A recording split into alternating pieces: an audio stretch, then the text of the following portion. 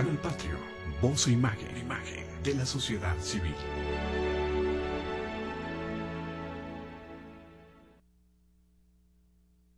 ¿Qué tal? Soy Jesús Zapata en su programa Gestión Social. Como siempre, es un placer recibirte, Ernesto Pierich.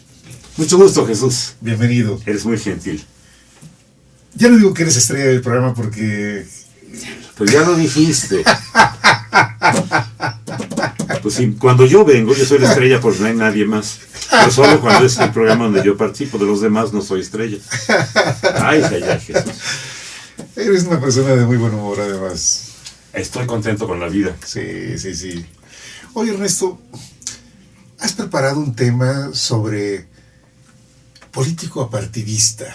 Sí, político apartidista. Apartidista. Y política apartidista.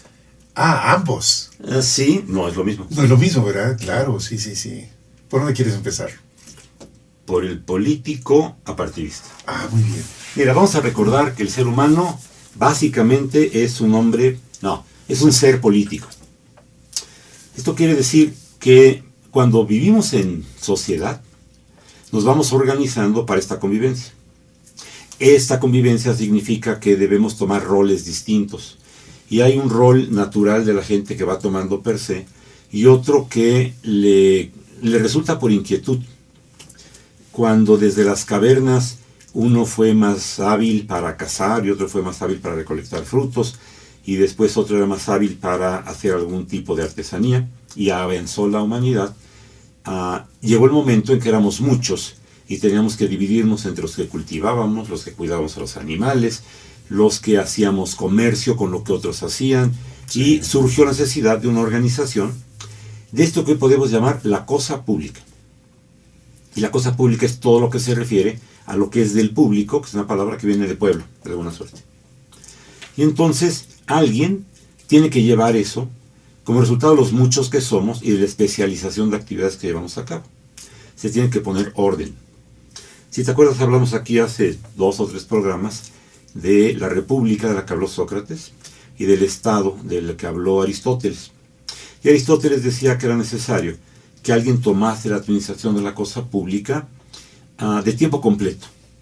Por tanto, no podía estar dedicado al campo y a sus animales, tenía que dejarlo y tenía que dedicarse a gobernar. No podía pedírsele a alguien que gobernara y que lo hiciera bien si tenía que distraerse en producir su sustento. Claro. Así que todos coincidimos en estar de acuerdo en esta idea y nace el concepto del impuesto, que es la participación de todos los que tienen un ingreso razonablemente suficiente para que pueda una parte de eso entregársela al Estado y que con eso se puedan hacer las cosas necesarias del Estado. La justicia, la seguridad, las reglas de comercio, la protección y delimitación del área y la función gobierno. Esta parte, históricamente, ¿desde cuándo nos ha llegado esta herencia? ¿Quién fue el que, en el mundo occidental, dio pauta a esto? Un griego, porque con ellos nace la idea de la democracia. Porque si vamos a la historia, están, primero los gentes de las cavernas, las tribus, las invasiones de los del norte al centro de Europa. La historia de Oriente es bien diferente. Sí. Pero finalmente en Europa aparecen los fenicios en la parte más oriental del Mediterráneo, donde ahora están los libaneses, donde está el Líbano. Y entonces me parece que luego vienen las grandes culturas, egipcia primero, griega después, romana entonces, cae el Imperio Romano y llegan los normandos, y entonces ya se da esta época oscura que da pie al medioevo, y después el Renacimiento, y después la época moderna, y después lo contemporáneo, ¿no? Y quien dijo por medio de que había que organizarse, quién sabe quién fue, pero fue un ser humano que dijo, oigan, vamos a organizarnos, ¿no? Y además lo logró. Y los griegos después lo pusieron en blanco y negro, lo escribieron, y están estos escritos de los filósofos importantes, no recuerdo si los presocráticos, que es como se clasifica, ¿no? Pero están los de antes de Sócrates. Entonces el gran Sócrates, que ya dije que era un tipo muy sangrón, sí era pesado, cuando lo leí el tipo era pesado. Entonces Platón, que a lo mejor hacía ver pesado a Sócrates. Y luego Aristóteles, que era un genio, ¿no? quizá el segundo más grande de la historia. Yo he comparado con Leonardo da Vinci, ¿no? Leonardo es el primero y Aristóteles. el Aristóteles, el griego, es después. Y todos estos fueron hablando de organizar la ciudad primero, el concepto de ciudad, la república, y después el concepto del Estado y la administración del Estado. Y todos los seres humanos somos políticos, y además hoy estamos perfectamente claros en qué consiste el concepto de la democracia. La democracia es el mando de los todos. O sea, todos tenemos que mandar, todos podemos mandar, porque todos somos ciudadanos. Pero no todos podemos estar al mismo tiempo mandando. Déjame hacer un símil con la empresa, que tiene una forma de organizarse que todos de alguna suerte reconocemos, que se llama el modelo suizo, y que te prometo que nunca he sabido por qué se llama el modelo suizo. A lo mejor alguien lo inventó. Pero está una asamblea de accionistas, sí, un consejo de administración, un director general y toda la gente que labora. Si lo pasas a la parte social, la asamblea de accionistas somos todos los ciudadanos. Claro. Y el ciudadano podemos definirlo y fácilmente, aquel que cumpliendo con alguna regla, tener mayoría de edad y haber hecho un trámite, ostenta una credencial de elector. Ese es el ciudadano y forma parte de la asamblea de accionistas, de asociados, de electores. Después tendríamos una representación de ese grupo, que sería el consejo de administración de la empresa, nombrado por los accionistas, que aquí sería el congreso, nombrado por los ciudadanos. Para poder nombrarlo, se tiene que hacer todo un proceso político, que no significa que nos volvamos políticos todos, que hay que entender los tiempos, pero ahí voy para allá. Y ese congreso organiza las cosas de tal suerte que el conjunto de ciudadanos, a través de un procedimiento que tiene que estar establecido, practica la democracia a través de la elección de quien ocupará la dirección general del negocio que se llama el Estado, que llamamos, que es el presidente de la República, o del Estado. Y entonces este jefe de Estado tiene la encomienda de trabajar en favor de la organización de aquello que es necesario para que los ciudadanos estén bien. Ya hay que revisar que son todos los conceptos de estar bien, de tener paz, de tener tranquilidad, de tener educación, salud, acceso al desempeño que sea remunerado para con la remuneración acudir a la vestimenta, a la habitación, a la alimentación y a estos otros muchos elementos necesarios para lo que finalmente es la vida cotidiana. La educación. La educación, que el Estado debe permitir, debe fomentar, y cuando no alcanza la oferta, entonces debe tomar como su responsabilidad, que sería el caso mexicano. El Estado da la mayor parte de la educación en el país mexicano. Porque, para hablar bien del tema, así como iniciamos diciendo el ser humano, tenemos que continuar haciéndolo y no decir, y entonces el mexicano o los mexicanos. Hablemos primero de política, de partidos, de no partidos, lo apartidista, para quizá al final aterrizar en el caso mexicano, ¿no? Te invito a que vayamos por ahí. Muy bien, muy bien. Así que estamos hablando de un hecho histórico, no es una invención reciente. Oh, no, 2400 años. Sí, en los tiempos de Jesús no existía en Roma una democracia. Existía una sucesión más o menos heredada, más o menos conducida, de los prohombres que encontraban el mérito entre el que en su momento era el gran mandamás, que allá era un César, y quien podía sucederlo, que no era un hijo, era un elegido de entre un grupo selecto de personas que cumplían con ciertos requisitos. Y a lo mejor habría que hablar mucho del concepto de requisitos, ¿no? El requisito para ser César era tener la capacidad del don de mando, de liderazgo, para conducir las cosas de la República, para tener de contraparte al Senado, de tal suerte que aquellos ponían las leyes y ponían regulaciones y revisaban, pero César era alguien que podía enfrentarse a todos, ya que todos respetaban. Y cuando un César se volvía muy viejo y hasta se moría, entonces el sucesor era elegido entre los que tenían las capacidades y las características y cumplían los requisitos para poder ser el siguiente. No era tan sencillo como tiempo después lo hicimos con las monarquías, los reinados. En algún momento alguien se distinguió en la conducción de la cosa pública, que podía haber sido la guerra, lo que podía haber sido la administración del espacio geográfico donde vivían la gente que se identificaba. Y entonces se le reconoció tal capacidad que se creyó, se permitió que su hijo fuese el que heredaba la facultad de poder llevar el mando.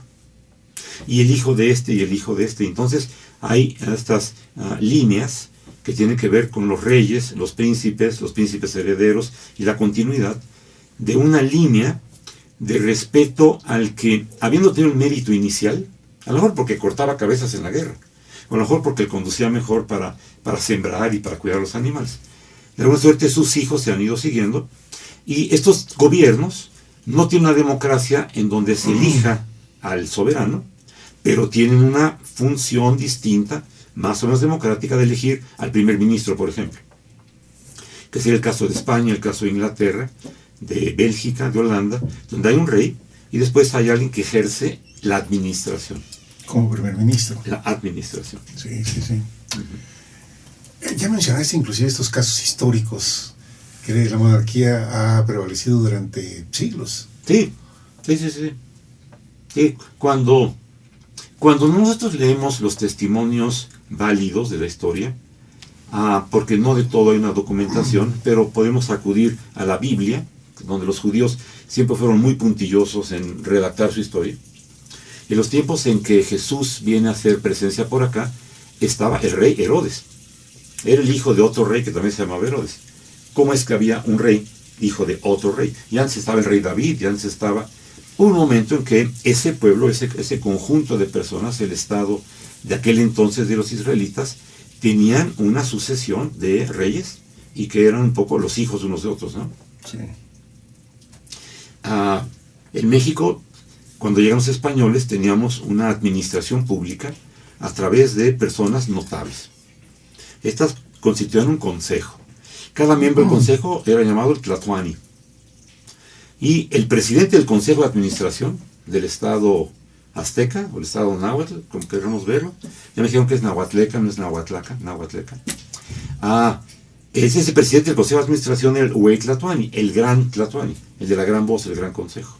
Y tenía tanta pompa y tanto boato que cuando llegaron los europeos aquí a conquistarnos, lo confunden y lo nombran emperador. Pero realmente era un emperador, el presidente del consejo de administración, ¿no?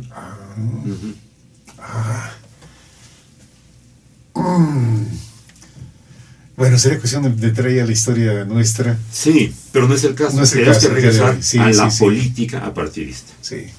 Bueno, déjame decirte que los seres humanos todos hacemos política. Todos. Porque somos naturalmente políticos, somos el homus politicum. Esto de que todos hagamos política, yo quisiera comentarlo en 3 tiempos.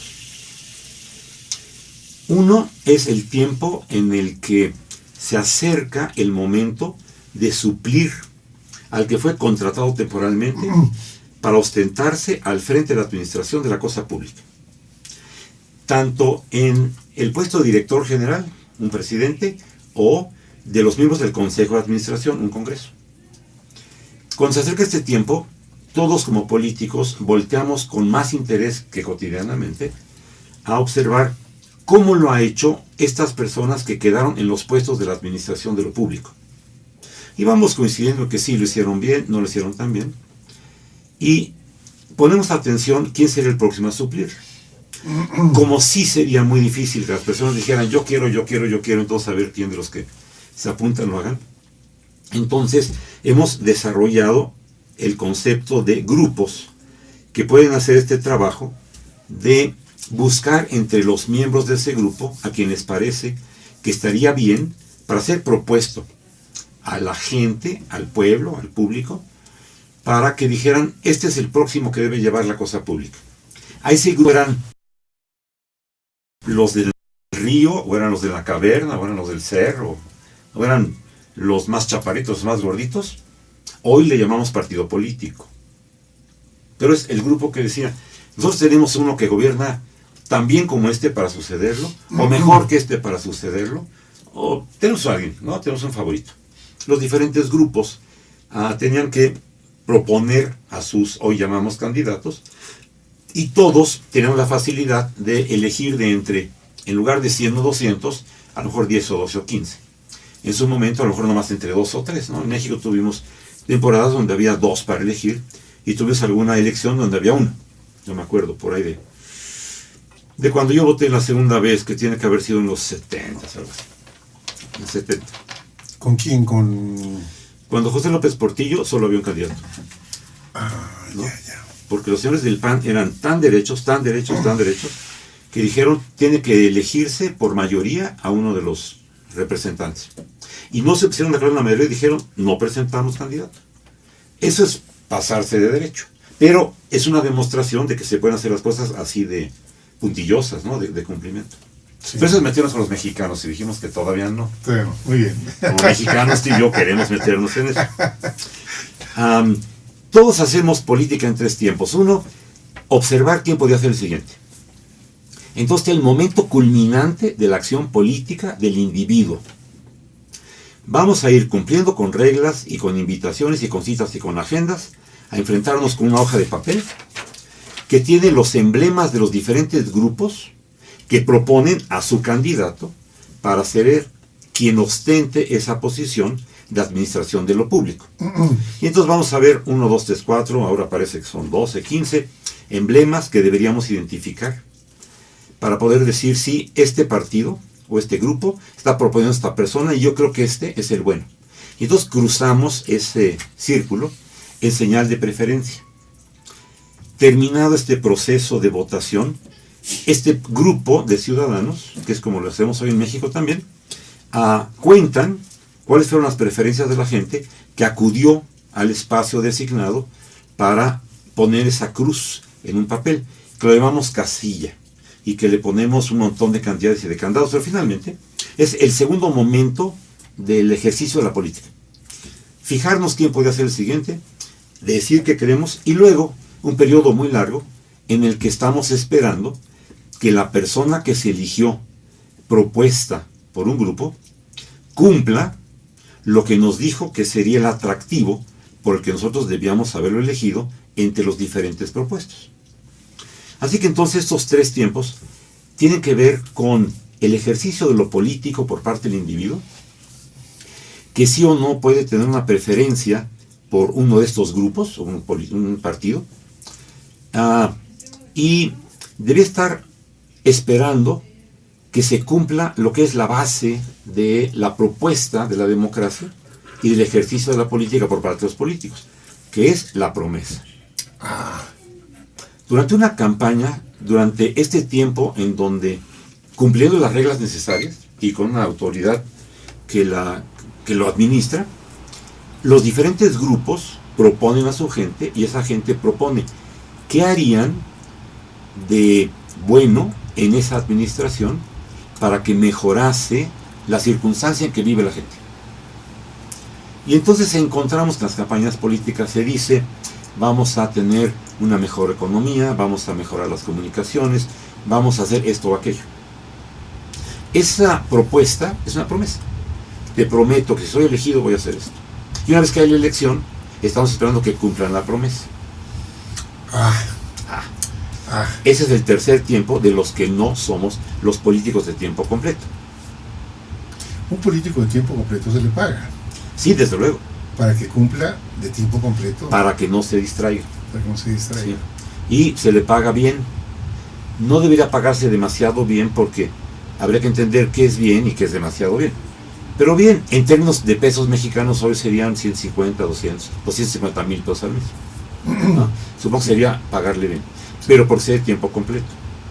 En algunas democracias en el mundo, algunos gobernantes elegidos con la promesa de que va a llevar bien las cosas, se hacen inmensamente ricos. Y cuando se les pregunta por qué, dicen, es que hice mis propios negocios. ¿Cómo pudieron haber hecho sus propios negocios si en las promesas que deben hacer para conducir la cosa pública de un país grande, complejo, como puede ser México, les queda tiempo para llevar sus propios negocios? Inmediatamente surgiría la crítica. No cumpliste en trabajar de tiempo completo. Sí, es verdad. Lo que me ofreciste. Sí. Dijiste que ibas a poner todo tu empeño para tener todos los resultados, para ser un mejor país, pero te distrajiste haciendo negocios, hasta te hiciste rico. Sí. Todo esto nos lleva a entender que los políticos deberían ser de tiempos completos Y parte de la promesa es que van a hacerlo. Otra de las promesas que escuchamos continuamente, que tenemos que ver desde el punto de vista de la política partidista, es que los políticos dicen, y si gano, voy a gobernar para todos. Se debe borrar el origen de ese político, de algún grupo que lo propuso. Y se debe borrar la preferencia de los electores, de la gente, de por quién sí o no votar.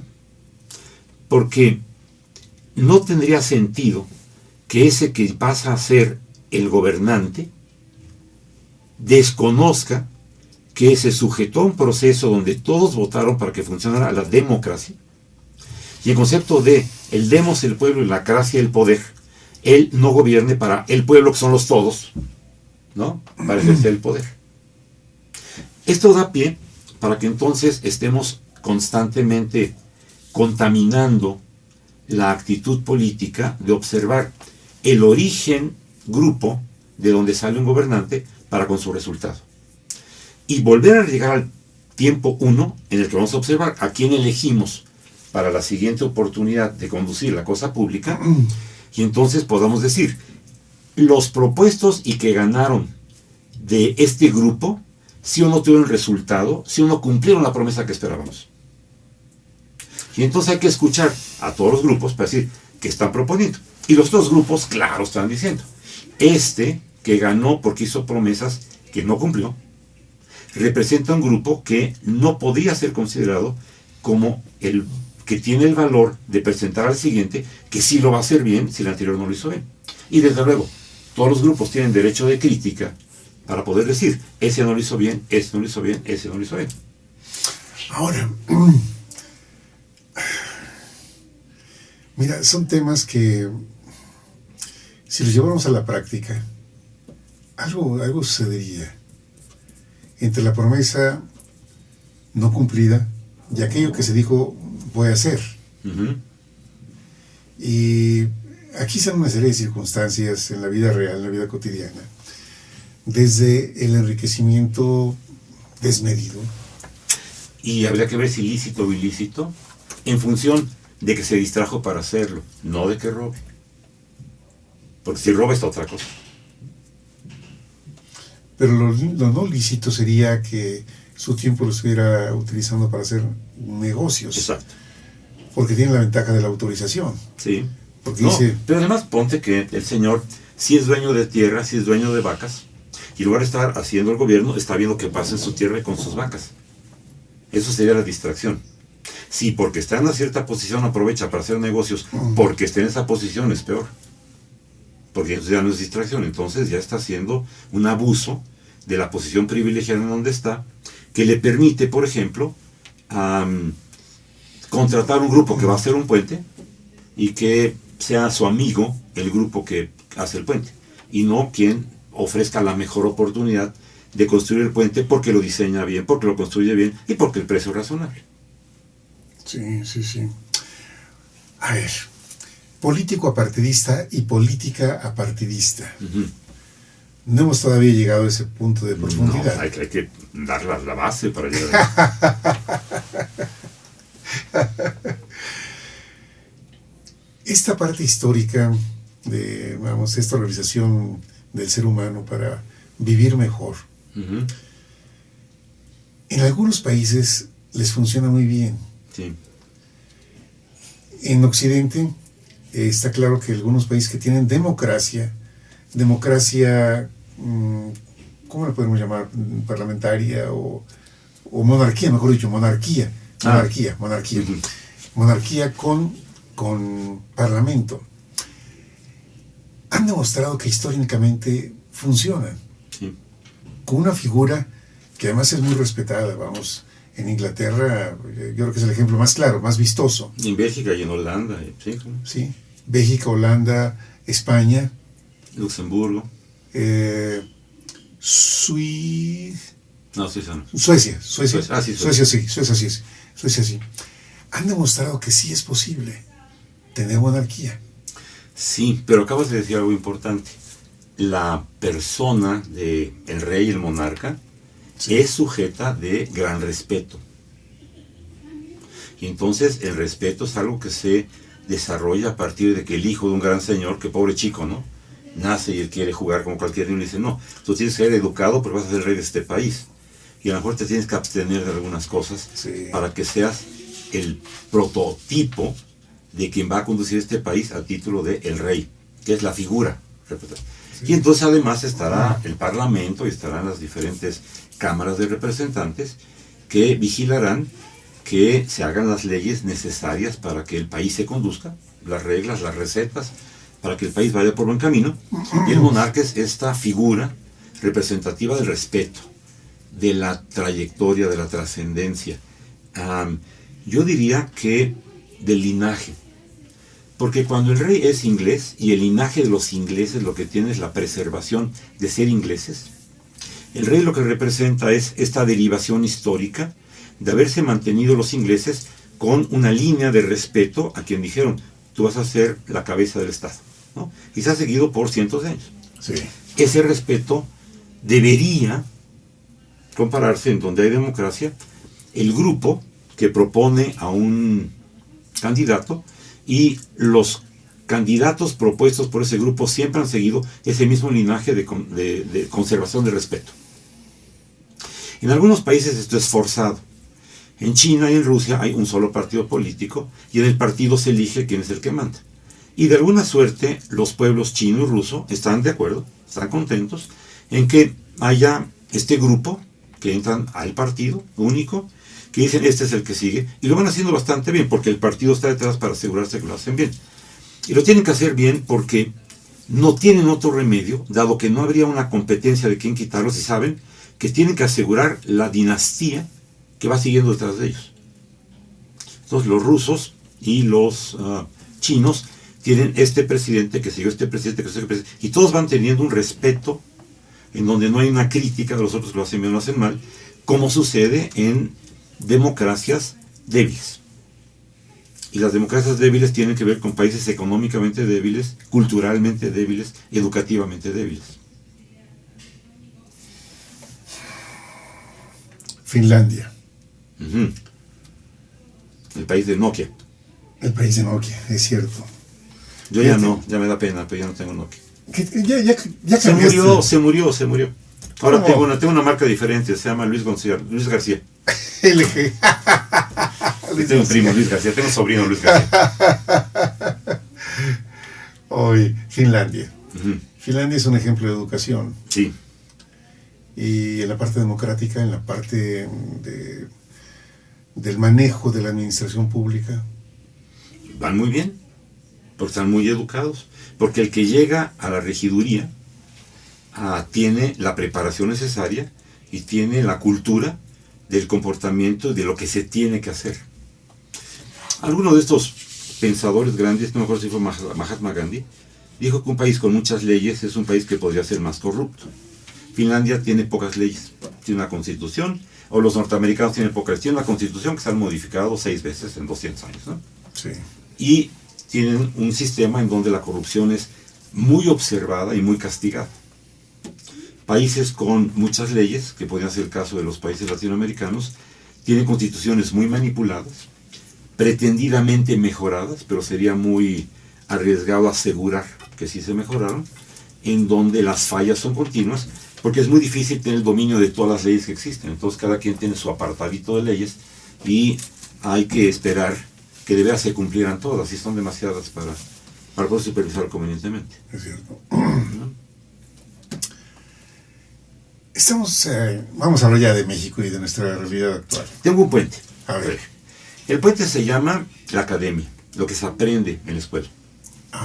En la academia tenemos que aprender de política, y tenemos que aprender de la política partidista, que significa no pertenezco a ninguno de los grupos, aunque desde luego puedo tener simpatía por alguno de ellos. Y yo haría una recomendación gigantesca. Si todos somos políticos, pero no todos pertenecemos a grupos definitivos, deberíamos aguardar a escuchar en las campañas qué están diciendo todos los grupos que se proponen y que tienen un candidato para que puede ser que llegue ahí, y escucharlos todos con el gusto de saber qué están diciendo todos. Y quizá 8 días, 10 días antes de la elección, tomar una definición de a quién le darían su voto. Porque cuando uno tiene simpatía por un partido, y a lo mejor por alguna persona, y la va siguiendo durante los 3 o los 6 años de su ejercicio de administración de la cosa pública, y entonces le va gustando que votó por él, y le va gustando que no le gusta cómo actúan los otros grupos o los representantes de otros grupos, se apasiona, es muy humano. Y en esa pasión gusta de escuchar a su favorito y le disgusta escuchar al no favorito. Entonces, no oye la promesa, pero tampoco quiere ver el cumplimiento o no de la promesa de los que no son del grupo que él favorece.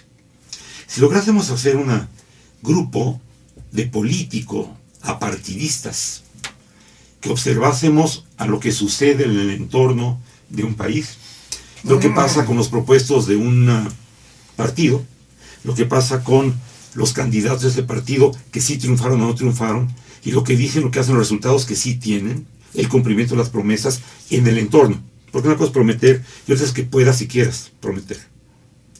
Si prometes y llegas a donde no hay dinero, no hay una cultura de seguimiento, estás muy lejos de crear una economía, cuesta mucho trabajo cumplir algunas de las promesas. Pero el buen político debería saber que promete en el entorno en que va a hacer su gobierno.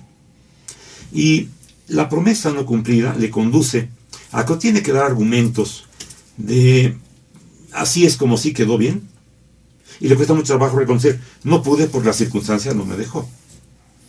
Eso habrá que tener en consideración para observar cómo le fue a los anteriores de ese grupo, qué circunstancia no les permitió llegar o qué no pudieron hacer, y luego lo que es muy grave, no quisieron hacer. O sea, no tuvieron intención de cumplir la promesa. En ese sentido, para cerrar, te diré que en la academia uno vaya, aprende, y yo tuve este fantástico profesor del que aquí he hablado antes, don José Muñoz Cota. Sí. El único hombre al que yo he querido llamar maestro, y no de eso, que nos dio una conferencia política y nos dijo 2 palabras y su definición. Dijo política y externó la contienda por el privilegio de administrar la cosa pública. Eso nos lleva a todo un renglón de discusión. La contienda es la competencia. Sí. Por el privilegio. O sea, debe ser un privilegio y no una obligación horrible poder administrar la cosa de los todos. El privilegio de administrar la cosa pública. Y administrar la cosa pública quiere decir hacer gobierno. Y hacer gobierno quiere decir procurar dar a la población esto que les es necesario en términos de que estén satisfechos por su libertad, su justicia, su protección, su economía y sus otras cosas que hacen la razón de ser del Estado. ¿Para qué nos juntamos todos? Para que nos vaya bien. ¿Y para qué elegimos a alguien que va a conducir la cosa pública si no es para que procure que eso que es que nos vaya bien, nos lo dé y nos vaya bien a todos?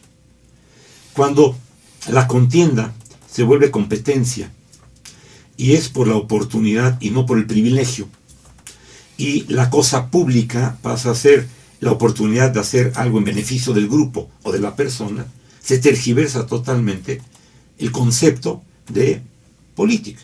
Contienda por el privilegio de administrar la cosa pública y pasa a ser competencia por derecho de uso y abuso. En la misma clase, Muñoz Cota culminó con su segunda palabra y dijo demagogia. El uso parcial de la verdad en beneficio propio. Con 2 palabras entendemos perfectamente bien qué está pasando en campañas para poder aterrizar en México. 1, la gente diciendo, yo quiero tener la oportunidad de servirte. Es un privilegio poder tener la oportunidad de llevar la cosa pública. Y la otra es, dar una serie de promesas basadas en verdad, pero no a verdad absoluta, en verdad parcial. Y entonces llegas a campañas políticas en donde escuchas promesas que son prometidas y a lo mejor promesas que sí o no van a ser cumplidas. Y todo esto en el siguiente contexto, preparando a los que siguen. Porque los políticos comunes, a lo mejor apartidistas, debemos poner atención a quien elegimos, elegirlo y confiar en que van a hacer bien la chamba. Y cuando vamos a renovarlo, volver a poner atención. Pero los políticos de tiempo completo están viendo cómo transmiten el mensaje de mira qué bien lo hago, o mira qué mal lo está haciendo el que elegiste. para preparar el terreno para el momento en que hay que volver a mostrarse para que alguien los vuelva a elegir. Y entonces hablamos de campañas y ya te digo otras barbaridades que existen. A ver, vamos a ver, porque es un tema para nosotros ahorita vigente, actual. Ya, te voy a decir la más grande barbaridad. Yo tengo mis animalitos y mi campo, y siembro mi campo y cuido a mis animalitos. Y mi vecino también, el de allá también. Y alguien tiene que ver la cosa pública. Entonces le decimos, oye, deja de atender tu campo, vete al palacio que sea, ¿no? Es bonito siempre el palacio. No son los lugares horribles, pero decimos el palacio. Y te vamos a dar una parte de lo que ganamos todos para que hagas este trabajo. Y cuando termine tu periodo, vamos a elegir a otro, tú te regresas a tus animalitos y tu arado. Yo debo tener la confianza, el ciudadano debe tener la confianza, el homos político debe tener la confianza, que ya lo elegí, está haciendo su chamba, está haciendo bien. Y yo puedo dedicarme a mi campo y a mis animalitos. Cuando en una campaña política te propone el político, elígeme a mí y vamos a gobernar juntos, está haciendo una barbaridad. ¿Para qué lo elegí si le tengo que andar diciendo qué va a hacer? ¿Para qué tengo que estarme con él para decir las prioridades? ¿Que no tiene la capacidad de administrar correctamente la cosa pública? ¿Necesita que yo que lo elegí regrese a ayudarle? Es una óptica. Entonces todas las promesas que dicen, gobernamos juntos y vamos juntos. ¿Para qué? Para eso te elegí, para la chamba. Escuché tu promesa y la vas a cumplir. La bronca sería que no hay promesas ahora, ¿no? Es decir, vamos a gobernar juntos no es una promesa, es una solicitud de sálvame porque solito no puedo. Ahora sí, lo que quieras de campañas mexicanas. Los números a veces no dicen lo que es la realidad. Hay encuestas donde se ve que el Partido Revolucionario Institucional con el Partido Verde Ecologista Mexicano están punteando en muchos lugares, el Distrito Federal. Hablemos del Distrito Federal. No, entonces ya perdiste. Aquí puntean los amarillos. Sí, el Distrito Federal es amarillo. De 16 delegaciones, 14 son amarillas. Entonces van punteando. No te creo. El Distrito Federal no. No. A lo mejor en otros lugares de la República no tengo duda. En Colima, desde luego, el priismo ha funcionado muy bien en Colima. Los gobernadores y la gente del PRI, en general, todos han hecho muy buen papel. En Colima te creo que vaya punteando el tricolor. Pero en el Distrito Federal, no. Y menos para estas elecciones parciales, en donde elegimos al Consejo de Administración, al Congreso, y a los representantes delegados que administran partes locales, pero no del todo, porque hay mucho que la administración global del Distrito Federal hace, ¿no? Sí. Sí. Pero no te interrumpo, disculpa. A ver, el ánimo de las personas hacia los partidos políticos y así querer votar en estas elecciones del día 7 de junio. Es un tema preocupante. Sí, el ambiente en que estamos acercándonos a la fecha en que vamos al punto 2 del ejercicio político, que sería poner crucecitas, Sí. no es nada atractivo. No sé exactamente a qué vamos a llegar en los 15 días que faltan, pero está muy enrarecido el ambiente, ¿no? Sí. Noticias constantes del no cumplimiento de las promesas de tranquilidad, no cumplimiento de promesas de bonanza económica generalizada, no cumplimiento de promesas de justicia para todos, no cumplimiento, bueno, hay muchas cosas que no están cumplidas, ¿no? Sí, sí, sí. Y yo no sé si me acuerdo bien de hace 3 años, yo escuchaba promesas de drenaje, agua, pavimentación, iluminación, seguridad, parques y jardines.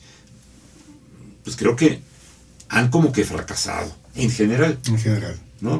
De aquí no debemos ni totalizar, y a lo mejor ni siquiera generalizar, pero sí hay que ver qué produce este ambiente raro en el que se nos acerca la próxima oportunidad de ir a ejercer la política de elegir al que sigue.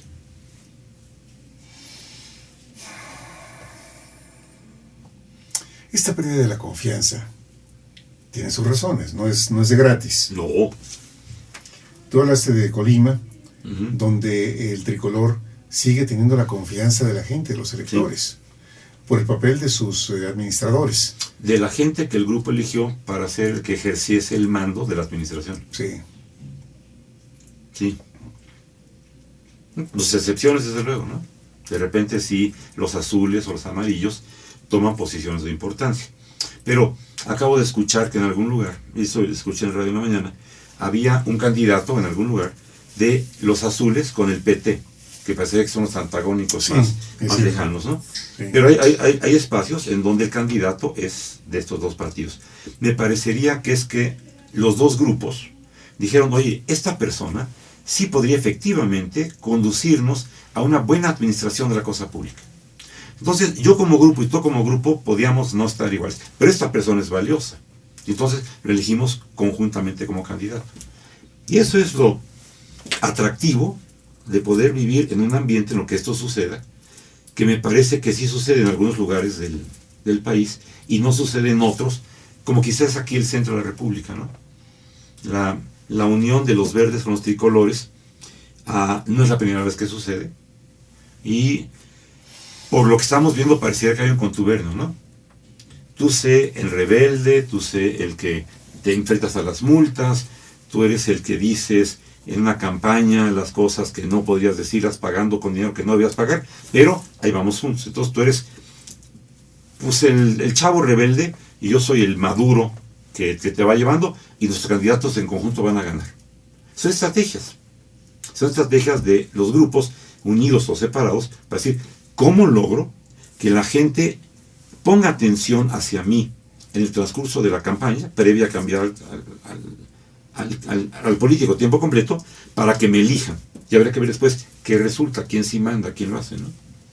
Y cómo un grupo que se ayuda del otro le paga la ayuda de haber podido poner al candidato común. Y la forma de pagarle es decir, tus propuestas, vamos a ver cómo sí las hacemos realidad, para que tú digas, mis promesas sí las cumplo. Y entonces soy un rebelde que hace un montón de cosas fuera de la ley, pero mis promesas sí las cumplo, ¿no? Habría que tener eso. Bien, pues hemos llegado al final del programa. ¿Pudimos hablar de política sin hablar de partidos políticos? O casi. Podemos hablar de política apartidista. Tú y yo no tenemos un partido por qué decir, oigan, voten por favor por el tricolor, o por el cuatricolor, o por el pentacolor. No, no. Piénsenlo, por favor. Yo podría hacer una recomendación final antes de que me la pidas. Por favor. No elijan a priori. Escuchen a todos. Véanlos bien. Escuchen la historia del país, la historia de los grupos políticos, la historia de los políticos salidos de esos grupos, y observen quiénes son los nuevos que podían llegar. Claro. Fíjate, yo creo que esa es una recomendación que vale la pena que tengamos en cuenta. Si queremos tener información, irnos a la página del Instituto Nacional Electoral. Sí, tiene el glosario de todos. Porque ahí están los nombres de todos los candidatos y las propuestas que están haciendo. Uh-huh. Entonces, bueno, hay algo interesante en esto. Sí. Muy bien. Mira, hay que leer las propuestas porque hoy ves un partido, un nombre, una cara bonita siempre, está bonita, niño o niña, es bonita, sí, y alguna frase vacía. Y hay una que dice, ya es tiempo. Muy bien. ¿Es tiempo qué? De cortar el programa. Eso sí, es tiempo de cortar el programa. Una recomendación, cuidemos el agua. De esto es un tema que en alguna ocasión espero que lo podamos compartir. La próxima es de agua. Sí, cuidar el agua. Gracias por haber estado con nosotros. Hasta la próxima. Que estén muy bien. Feliz día de las elecciones. Nos vemos en un mes. ¿Te acuerdas que antes decían que era la fiesta cívica? Sí. A ver si se resulta, ¿no?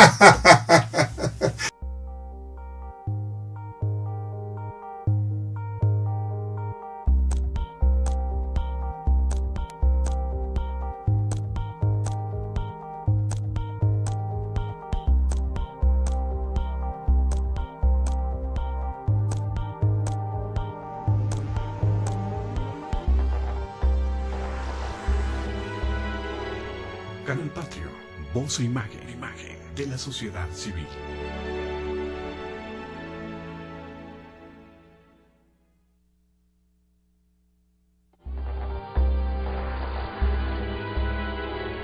Canal Patrio, voz e imagen de la sociedad civil.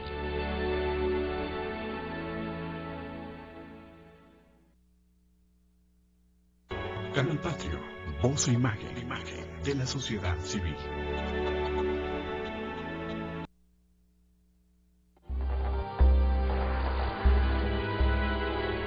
Canal Patrio, voz e imagen de la sociedad civil.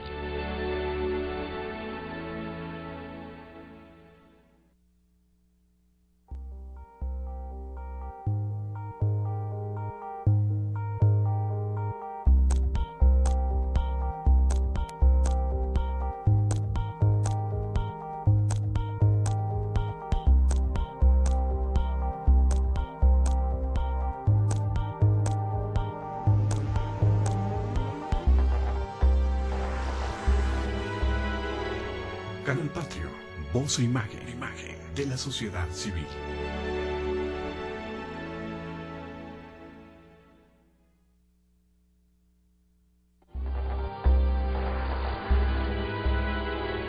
Canal Patrio, voz e imagen de la sociedad civil.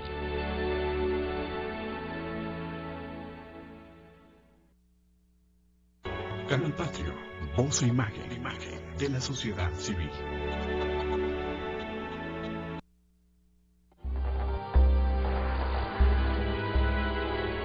Canal Patrio, voz e imagen de la sociedad civil.